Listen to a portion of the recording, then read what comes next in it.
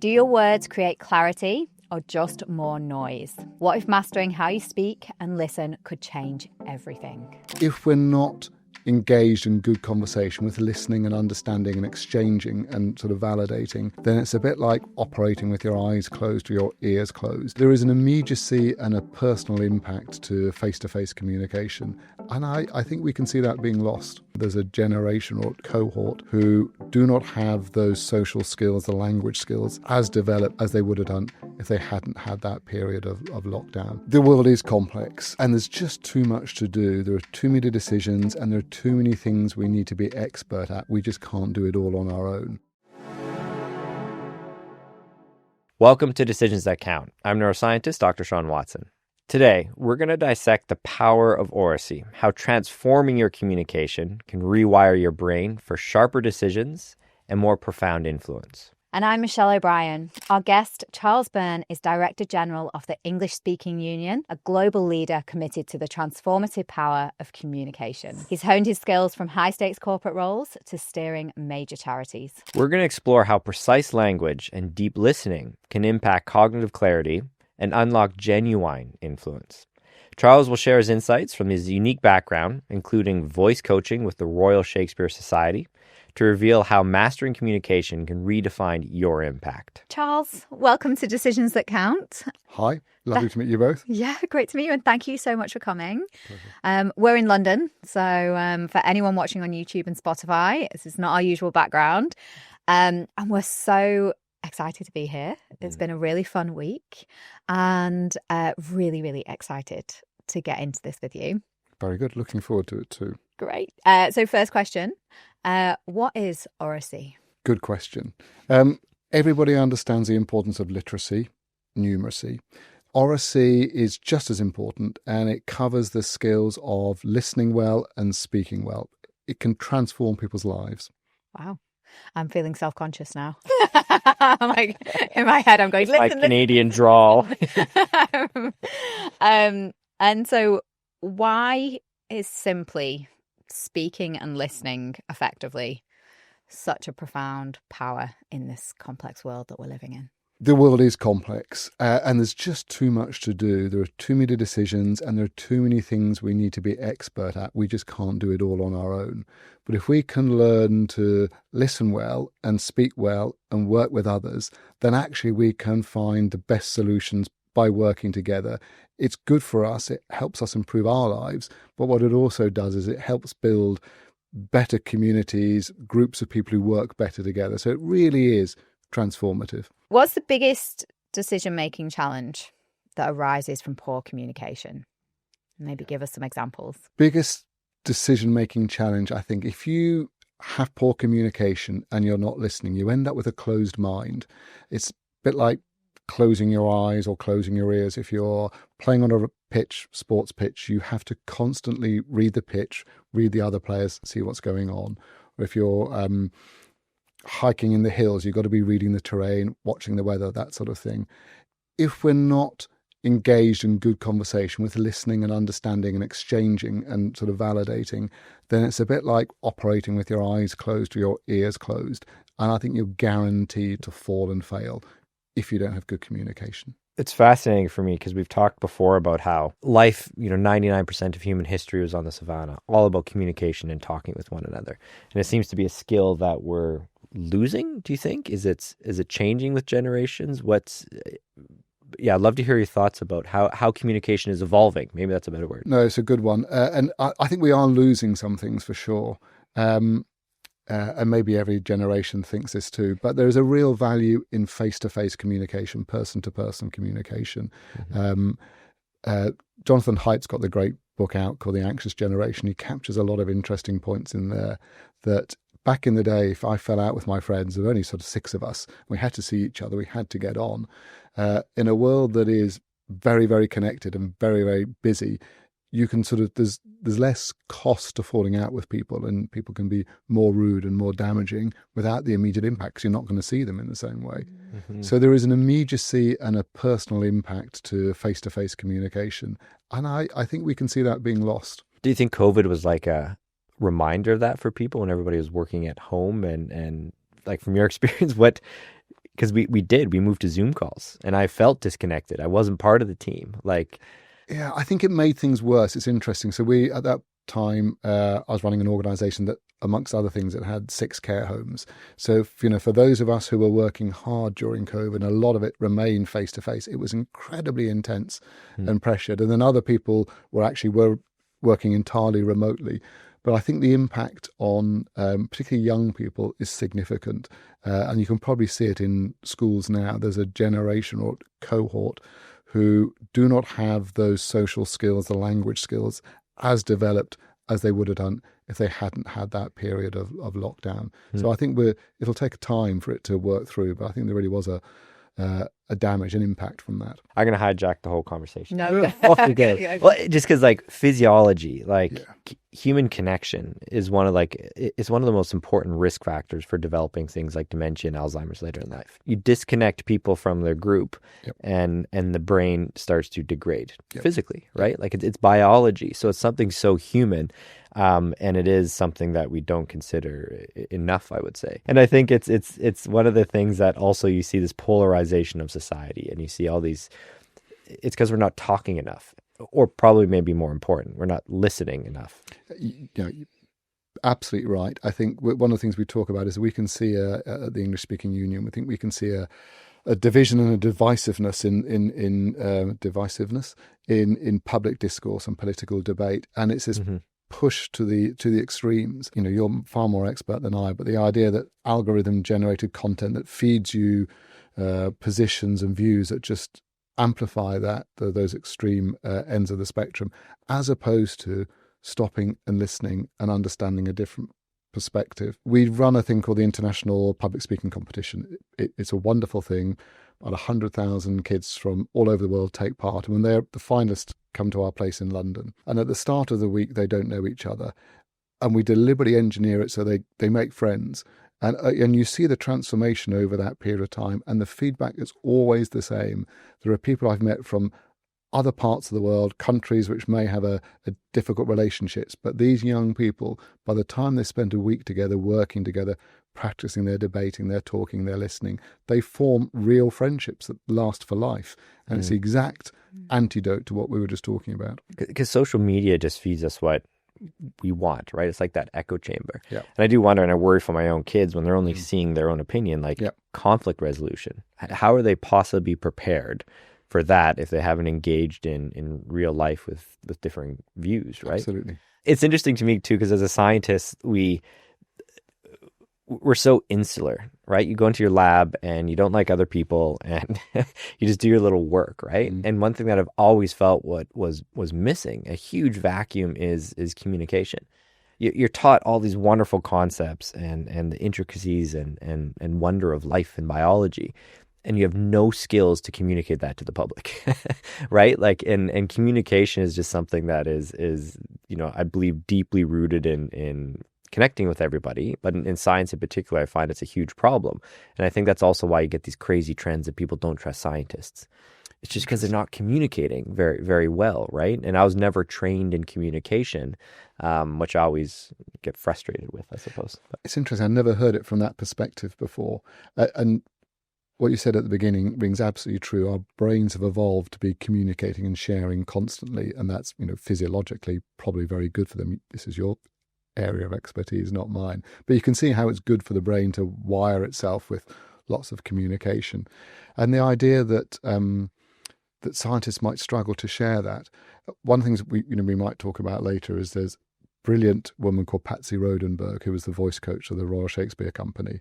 And her advice is almost anybody can be a good communicator. If you are sharing openly and with enthusiasm, but with listening as well, you talking about your work, that's great communication. It doesn't have to be a broadcast, doesn't have to be a recorded speech. It's just that genuine exchange of what we're doing now, interesting discussion. Yeah, Michelle, I guess it's because you always tell me marketing nowadays, which I think is a good thing, is about authenticity. Because in the market, is it just lacking? People just don't believe, don't want the corporate message. They want people, right? Yeah. So just for some context for Charles, so my background, 18 years working in advertising and marketing. And my area of expertise has always been social media. I was kind of very early adopter, and I was very early adopter in applying it to brand marketing. And what we've seen is we've gone from that shift of people buying from brands, people buying products from advertising, product advertising, to people buying from people. And this is why influencer marketing is so popular at the moment, because you've got these influencers vouching for all of these different products, whether what they're saying is true or not. That's what you as the consumer have to decide, do I trust this person of influence enough to, value their opinion to say this product is worth buying. But ultimately, it is an authenticity thing. People are buying from people. People want to hear real experiences with that product or service. And yeah, I think it is, good communication. I think we're in a world where we can share more and tell you more about the product or the experience than you could just from a billboard. But interesting again, the genuine experience. A long time ago, I worked for a high street wine merchant called Oddbins, and it was great. It was all the interesting wines, but a huge part of the program was tasting the wines yourself, and obviously that's fun. But someone would come in and say, I'm looking for this or that, and you could say, "Oh, I tried this last night or last week," and immediately, and it's true, you speak with real authority, and whether you liked it or not. So it's not about. I think good communication is not about accent or even particularly grammar. It's about a genuine conversation, and we can tell. We've evolved in a way. If somebody's just being shallow and it's a false, veneer narrative, then I'm sure we can tell. Mm-hmm. I just want to shift to the listening part a little bit.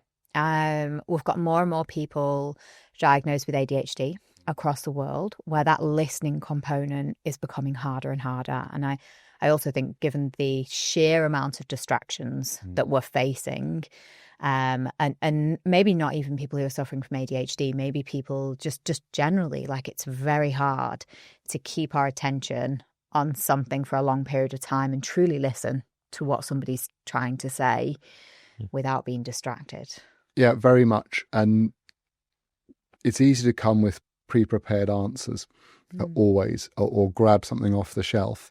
And one of the interesting things that we do in our work is we have debating competitions, and 3 young people will come in a team and they'll be debating against, say, another school.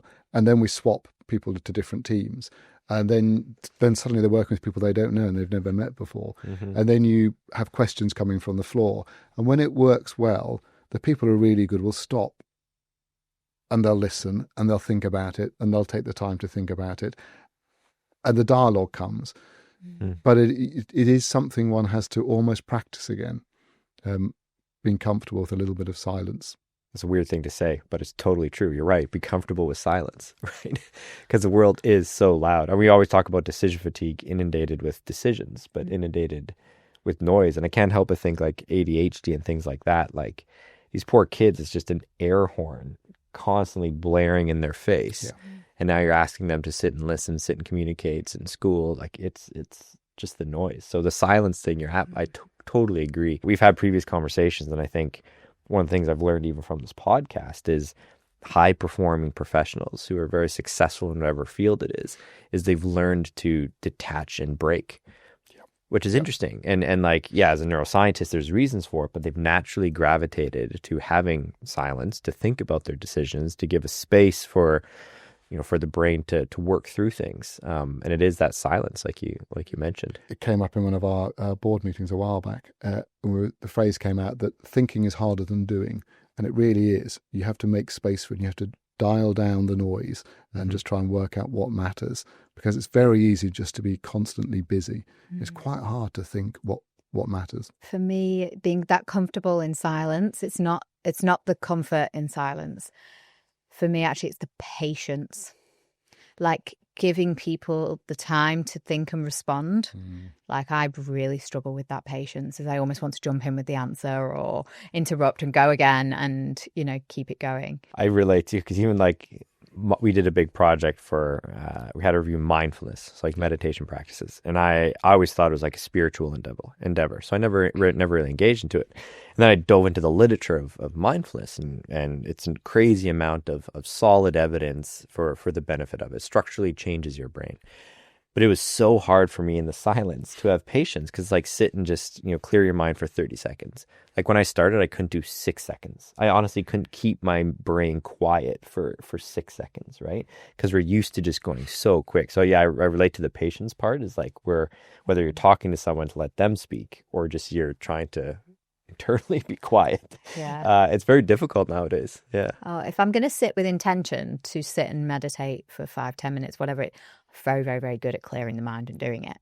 But Were you good right away, or did it take practice? It's years and years of practice. Yeah. But if we're conversing or we're debating or we're trying to solve a problem, I've not got the patience. I don't always have the patience. It's like, come on, let's get this job done, because they've got to move on to the next thing. And then you can make that even more difficult if it's a competition or there's something quite significant at stake, especially if it's a personal thing. Then emotions ride in, and we're angry or defensive before you even know it. There's a famous writer, I think Nancy Klein, who's got this statement that the qualities of someone's thinking can often depend upon the quality of the other person's listening, and by listening well, you're actually helping somebody work through their stuff. And you see it all the time when I go to someone with a problem and I'm laying out the problem or the issues, whatever it be, or the other way around, and quite often you don't need to say anything. They come in, they explain their problem, they answer their own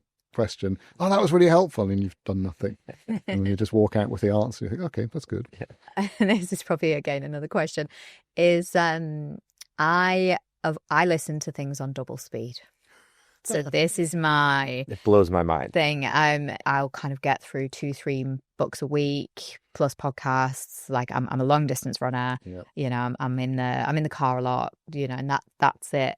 But I've also kind of got to that point where it's like, my husband's like, you're not taking anything in because you're listening to it on double speed. And, he's reeling off all these facts that are apparently coming out from Audible about people listening on double speed because it's a dopamine hit to make themselves feel more accomplished than actually taking in the information. And now I've got so addicted to finishing a book. But that's just ticking a box, sorry. Yeah. But what about, so when I was doing the running, I couldn't run with headphones, partly because I can't multitask and I'd run into like a tree or something. But it's hard getting up early, doing the marathon training, and the sky is still blue and it's cold. But part of the pleasure was not distracting myself. Do you get that fear when you're worrying about how bad it will be at mile 21 and you're only at mile 2?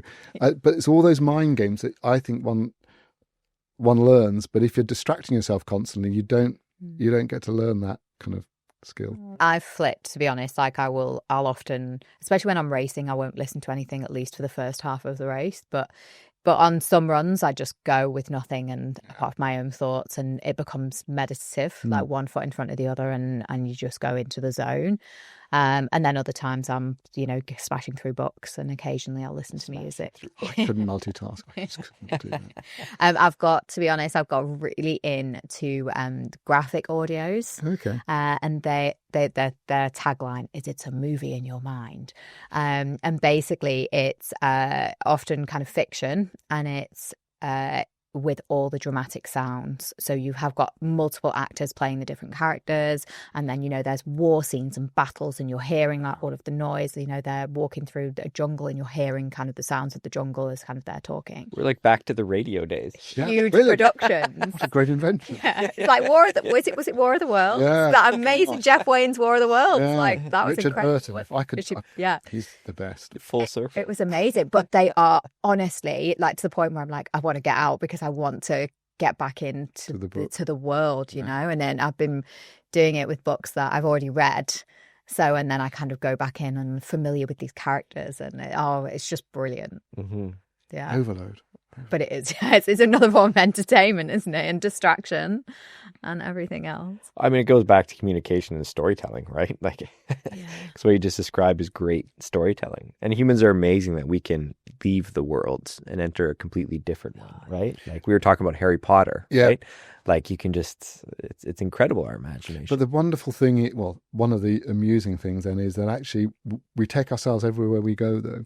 So we might think we're escaping into whatever, and it does work for a while, but then inevitably the same themes emerge in the fiction that we're following so it distracts us, but also sometimes we pick up reflections and you come away thinking about the book and actually, is there anything in there for me, or how does this have a reference or a meaning in my world? Definitely. I get that from science fiction, actually. Really? When it's like looking back on society, like a good sci-fi will Yeah. give you lessons about humanity, right? Even Absolutely. if no matter where it is and what universe, but it like dilutes it down into a fun story. 'Cause It does. just watching the news can get depressing, right? So that's my escape. Here's a made-up theory that sometimes thinking about something directly as the issue doesn't always work. But if you approach things indirectly through a story or through something else, then sometimes we can find things in there that we weren't aware of first time. Mm-hmm. So there is, I think, sci-fi, I agree, is a great way of stepping out of the problem or the situation, and then you just gives you a slightly different perspective, which can be useful. Okay, so I'd love to come back and maybe talk about your time at the British Legion. Yep. So tell us a little bit about that role and what you were doing there. Really wonderful organisation, an old organisation, over 100 years old, born out of the First World War. And what we had been doing there over the years had changed, but there was a sort of permanent, ongoing sense of responsibility to remember those who served, all of them, particularly those who served and died.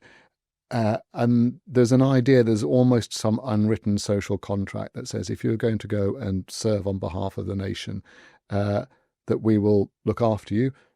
And if you die in service, or we will remember you too. And I imagine that if you're going into combat, that sense of there is a nation there that cares and will look after me or my family is really fundamental. So there's a basic sort of moral contract there. And we did a whole range of work. We did Remembrance the Poppy, which you'll probably know, the red poppy. Mm-hmm. Kept remembrance alive for different generations, supported wounded, injured and sick coming back from conflicts. At one point, we ran 5 break centres, which were really like sort of modest hotels around the coast of the UK where people would have a break. And back in the day after the Second World War, very needed. The need for those changed. And one of the things we did at one point is we looked at the break centre and said, actually, this is taking quite a lot of money. It's doing good, but actually we think we can do more good with that money by doing something else. So we went through a very logical process of looking at impact and cost and benefit, which sounds kind of a bit corporate and a bit business-like, and it is. But we used research from the impact for people who would go before they went, when they were there, 2 weeks after they went, and then 2-3 months after they went. And it gives people a momentary boost, but it doesn't change whatever issues they've got going on in their life fundamentally. And we said, actually, no, we can have a profound life-changing effect for people. So we ended up closing those 5 break centres, and that was difficult because they were much loved by the people who went and the staff who worked there. And then we redirected that money into a range of things. Some of it was a brilliant organisation called Combat Stress, who support people with complex PTSD, and the need for that was acute and significant. So that was a big, difficult decision that we worked through over a period of time, range of people playing different parts in that process. So wonderful organisation, huge reach of activity, an enormous sort of sense of genuine national purpose and national stewardship, but also this sort of business side to it as well. How do you balance that decision making between, the emotion of that decision making and the business side? I think with a bit of difficulty is the answer. But also, the reason I was just smiling there is you don't do it on your own. It needs, a range of people, not too many, maybe half a dozen. And we looked at the money and we looked at the impact as much as you can measure the data, but also the human impact by speaking to people. And then you test it with your peer group, then we test it with the board of trustees, and we test it with others. And we come to the conclusion that we're going to do more good if we change direction. And it's hard, and there's always a resistance that comes back because changing the status quo is difficult. But so it's a combination of sort of intellectual IQ and EQ coming together, and then just trying to be just very honest about the benefit, and a sense of service, really guided ultimately by the sense of what's the best service we can provide to these people who really deserve it and need it. Mm-hmm. And the answer is by changing direction. Yeah, that's not an easy decision. But that decision, so I like where you said it wasn't just one person, and it sounds like you took time to make the decision, right? Which I think is just so important for so many different organizations and things with purpose, is to look at all those variables. I think quite often in business and even our own work, you're forced to make decisions so rapidly because the world changes so quickly that you're not given that time or space to do it properly. Mm-hmm. It's just hard, I think, when people's jobs and livelihood are on the line. When we closed them, we went, individually, each of the senior team, we went out to each of those sites and stood in front of the people and said, look, I'm really sorry, we're closing this facility. And we ended up doing that, I think it was early December. And we said, this is going to, when we were thinking through the timing, we thought, this is bad for people. It's going to have an impact. Is it better to let people know before Christmas, before all the money is spent, or is it better and ruin their Christmas? Or is it better to wait till, or less bad, not better, less bad to wait till after Christmas when the money is spent and, it's more difficult. So whatever, neither was easy, neither, was good for the people at the receiving end, as it were. But doing it face to face, standing up in front of people, explaining why, whether it was accepted or not, I think that makes a difference. There has to be some integrity with how you do these things, rather than ducking it. I couldn't agree more. Yes, taking responsibility for it. And I think most things in the world, people don't do that anymore, right? You hear stats, and I don't remember the stat off the top of my head, but the number of organizations who hire in consultants to fire people. Yeah, right? It's a bit shabby, isn't it? Yeah. Just like they don't have the courage, the respect. I think it is about respect. They don't have the respect to do it. And it's the other trap you can fall into, is sort of demonizing the other people. In some ways, this is their fault or they deserve it. They don't. The world has changed. These are good people. And if you ever sort of fall into the trap of demonizing the other person, again, you've broken that back to the work that I did with Patsy Rodenberg. If you're having a genuine conversation with someone, you're listening to them and you're not hiding from the fact that this is going to be difficult for them. But if you can still look them in the eye and treat them decently, I think maybe in the long run, it makes it a little less painful for them. And from my perspective, if I'm doing that difficult work, I think I find it, at least I'm trying to do this difficult decision and deliver this difficult decision decently. That makes a difference, I think. I faced it a few years ago. I was working for a huge entertainment company, and 7,000 people they cut. And it's, I think you never really know how you never really know how it's done. You're facing two things. You're facing, okay, how was the decision made about why I was cut over somebody else?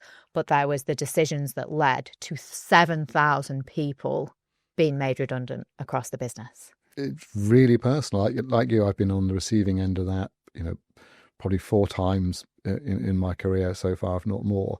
And it's some of the challenges is you feel you are disempowered effectively, and you're not in control. And the only thing one can really do is engage as much as possible. And even if the outcome isn't different, then at least you start to have some level of influence. We always have some level of influence, I think. The outcome might be the same, but at least I've had some sort of voice back to that again. I've made a point. I've been heard. I understand that actually sometimes it's arbitrary, sometimes it's cost, sometimes it might be performance. And the frustration of those other perhaps stupid decisions that created the situation can't affect that. I think you going to those break houses and actually being able to maybe go and explain in person and, explain the situation and how that money was being reallocated and what you were going to do. Hopefully you shared what you were going to do with it and had that transparency, help people kind of understand, versus getting a letter without any understanding. It probably doesn't make a huge difference if you're, at the time, the shock and the immediate concerns that we all have when we're in these situations around just paying the rent, the bills, that sort of thing. It is very tough. And yeah, maybe in time and with hindsight, one can say, actually, that one wasn't as bad as that one. I hope it says something about the culture of an organization. If you can do the difficult things decently, that's really where leadership earns its money, I think. Let's talk a little bit about cognitive overload for you, because you have to make some very difficult decisions, lots of them, and sometimes in quite high pressure environment. How do you manage that? How do you manage the cognitive overload of it all?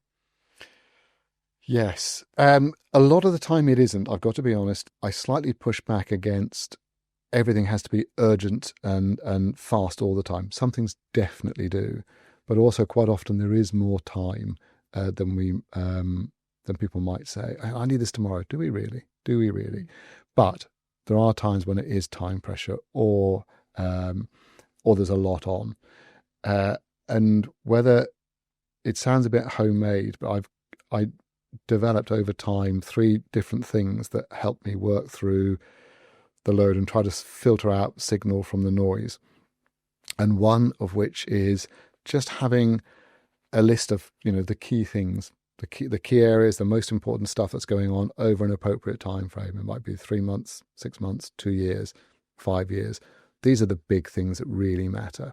I make a stupid list of, about 5 to 6 things and say, right, these are, in this context, the 5 or 6 key areas, and look at it periodically. That could be monthly, depending on what it is, more frequently. The other thing I do is when it gets really, really busy and one is really tired, just doing a brain dump and just getting stuff out of my head. And there's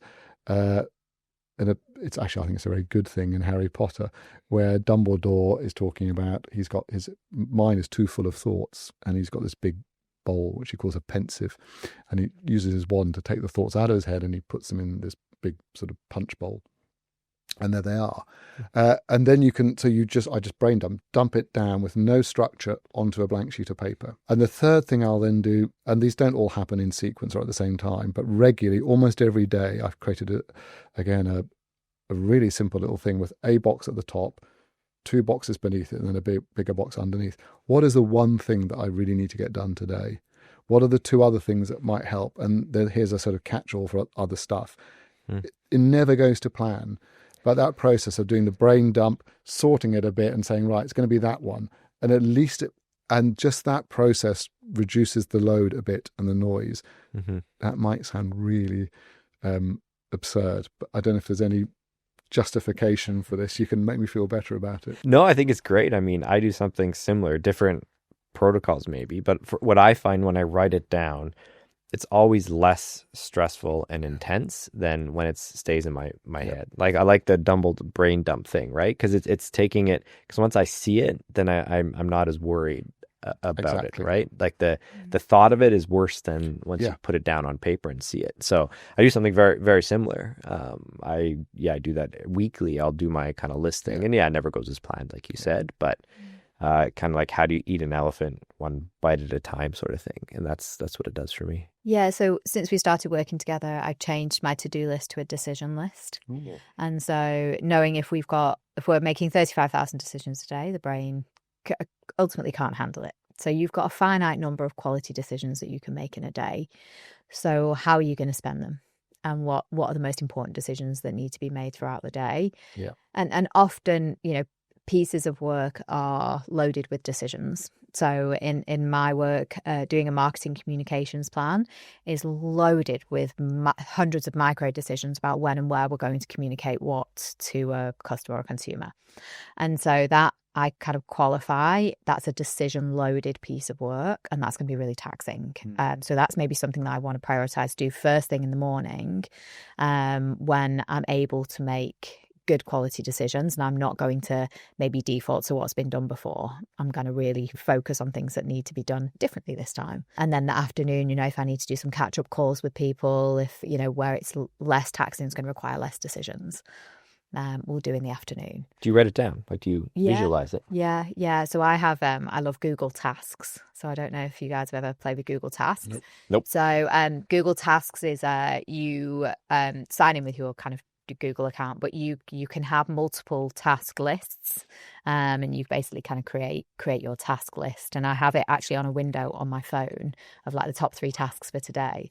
But it's great, and I've actually got multiple lists. So I have like a list for home, a list for, I'll start up a list for the podcast, but then I have one list at the beginning, which is today, and I'm never allowed to put more than 5 things on it. Okay, five's a lot. Yeah, that sounds feeble, doesn't it? Well, I say that, but then there'll be like one of them will be like, write a LinkedIn post, but never more than 5 things, and that top 5 things is on my home screen on my phone.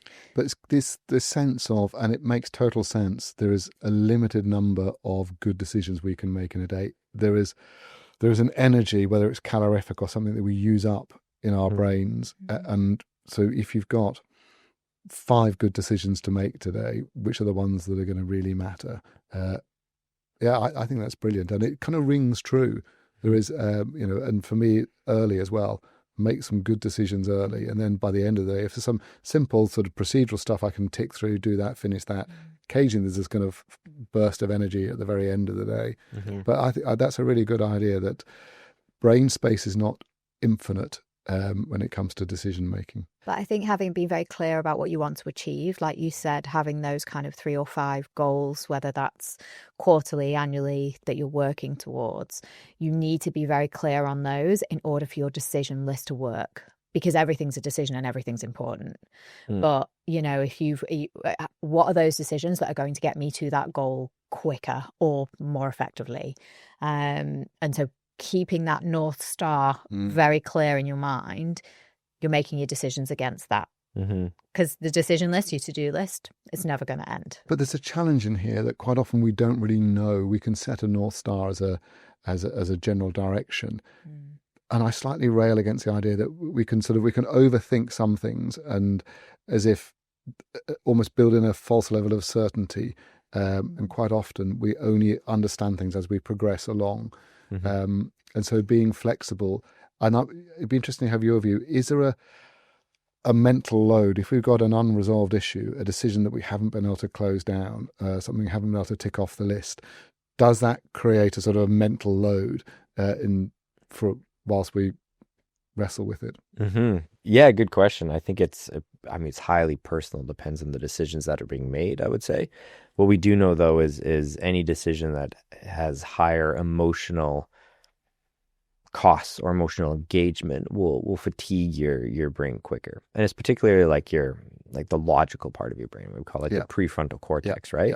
And maybe just to add to all this too is we talk about decisions from tasks in isolation. But what we found in our own clinical work as well, actually, is when you suffer from decision fatigue, and people can have it within an hour or 2 at work, is interpersonal communication declines dramatically. So it's interesting to hear your thoughts on that. Like from our work, we saw that teammates in the sport communicate less as they suffer from decision fatigue. We know it causes irritability, and you're less emotional resilient. You have a harder time regulating your emotions with your teammates.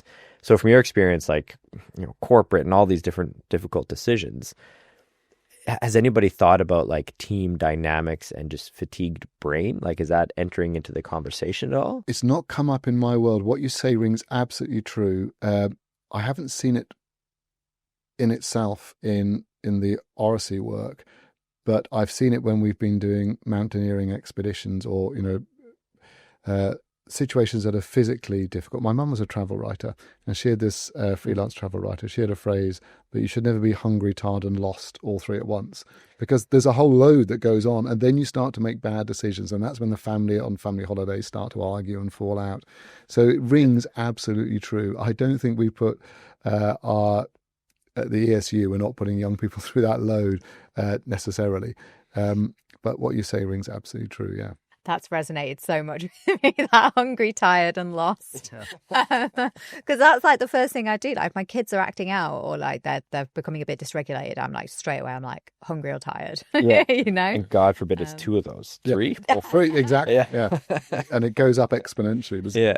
Yeah. I love that. I think I need to probably start asking myself that. Well, isn't that the shocker that we realise, it's just me and I'm tired, or I'm being, I haven't eaten enough, like, it's normally that hanger, you start to get that real hangry, Yes. Yeah.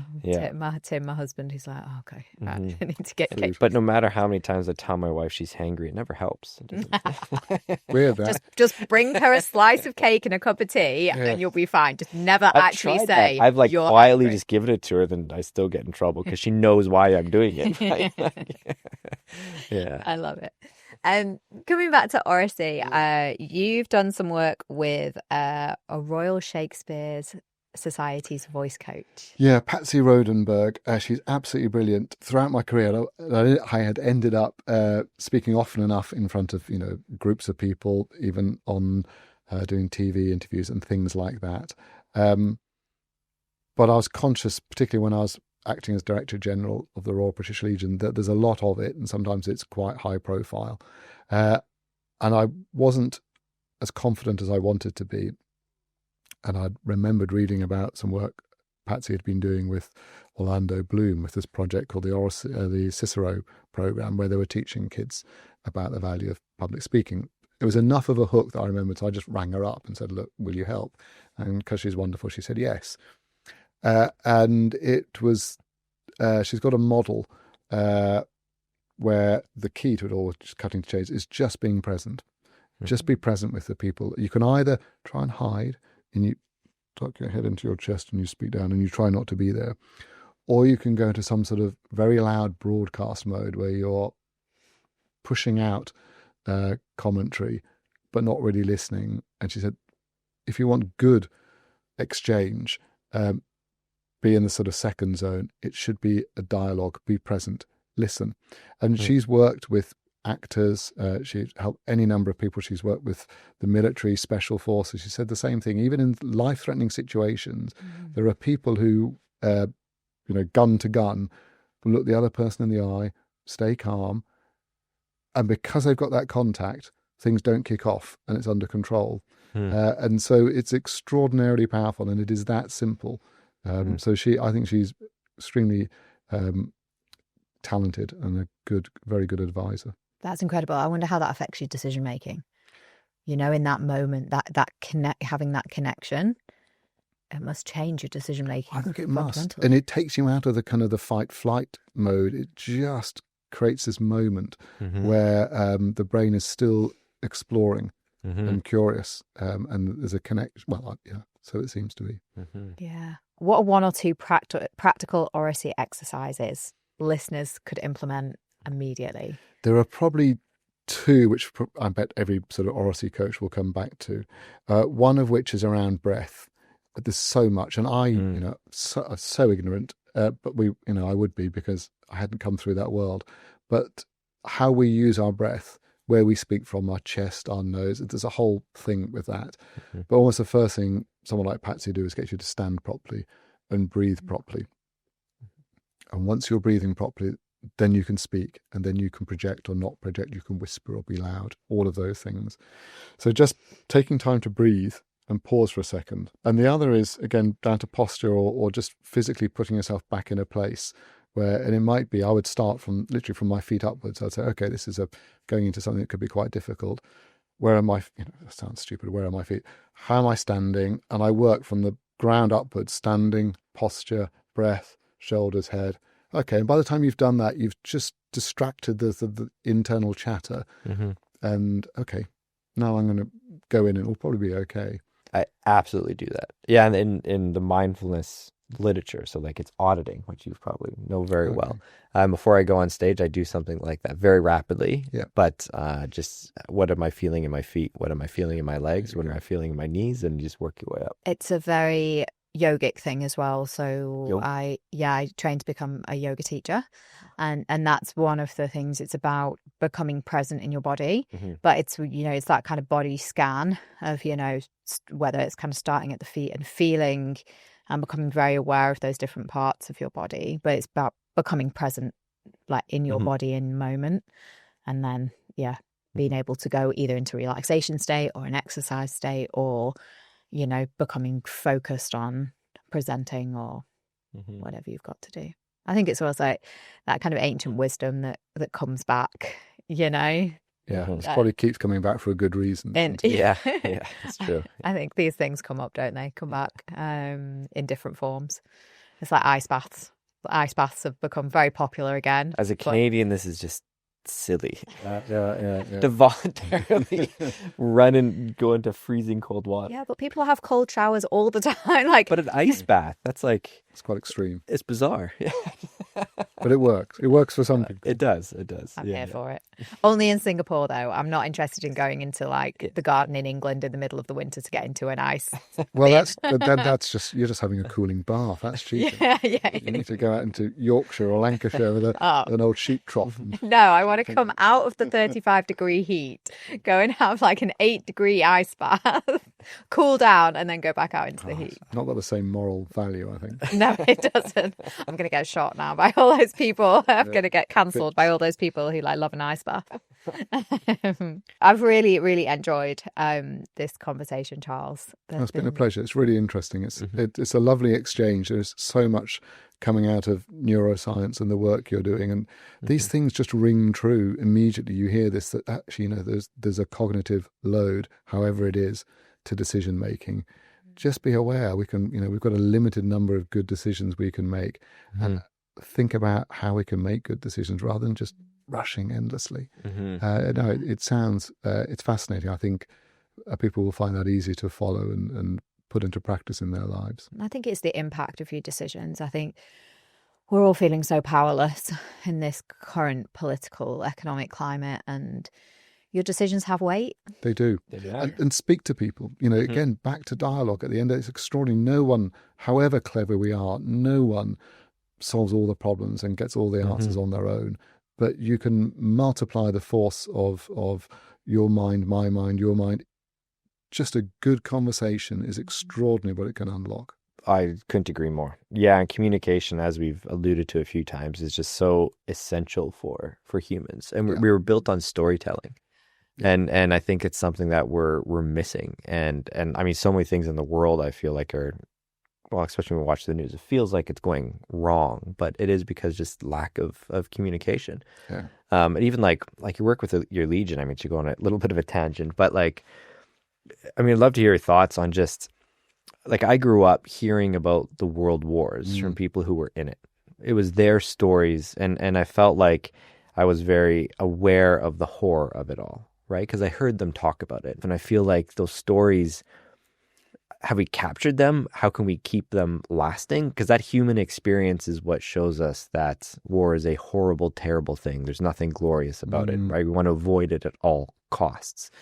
So in that communication and storytelling, I think is put to the sideline because everything else is moving so quickly. So I think if we have the opportunity for people who serve or who are serving or have served, they're not different from the rest of us. They're my friends, your friends, our brothers and our sisters. They're people.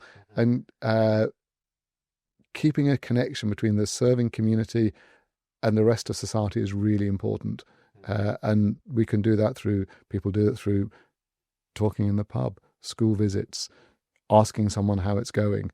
It comes back to that human-to-human dialogue, keeps it alive, yeah. My son's obsessed with the Titanic at the moment, and it's just fascinating to me that something that happened such a long time ago still just captures the people's interest. He's a 6-year-old boy living in Singapore, and he's just absolutely fascinated. It's death by 1,000 questions in the best possible way at the moment. A great mind. He's it almost doesn't matter what it is. He's found a topic that is interesting. Curiosity. And that's a good thing. And that's a good thing, Yeah.